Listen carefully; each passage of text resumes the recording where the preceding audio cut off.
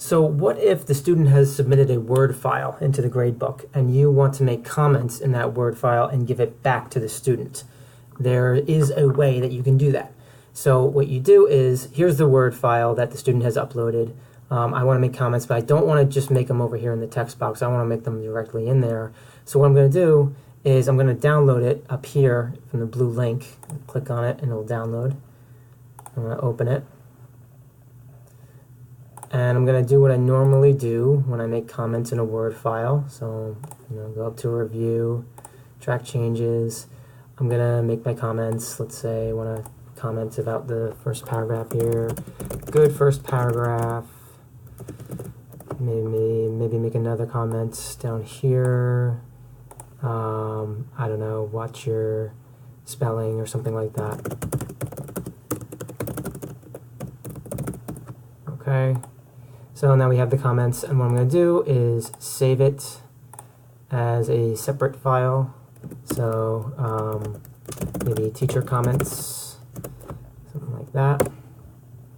Okay, now I'm going to go back to the gradebook, and I'm going to scroll down here, and I'm going to click on Returned Attachments. Choose File. There it is.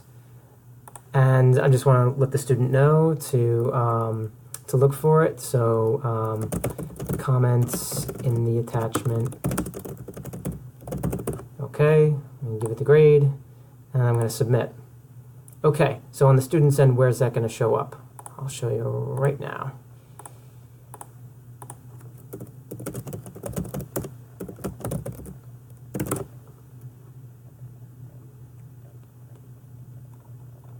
Okay, so I'm going to go to the course.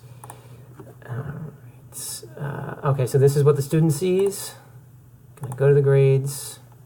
Student's going to go to the grade for this one. This is the one that was submitted. Okay, the student's going to see my comment. The comments are in an attachment. Right underneath that, that's going to be the link for the student to download the file that you created. And now the student can see the comments. One other thing about the gradebook, I just want to pop in there one more time and show you, is that you can actually create videos and audio as well for your comments. Go back in here. Over here, if you click the little camera, insert video, you can hit record and it'll start recording your video with the camera from your computer. And whenever you're finished, you click OK and it'll upload it, and the student can actually see a video recording of your comments.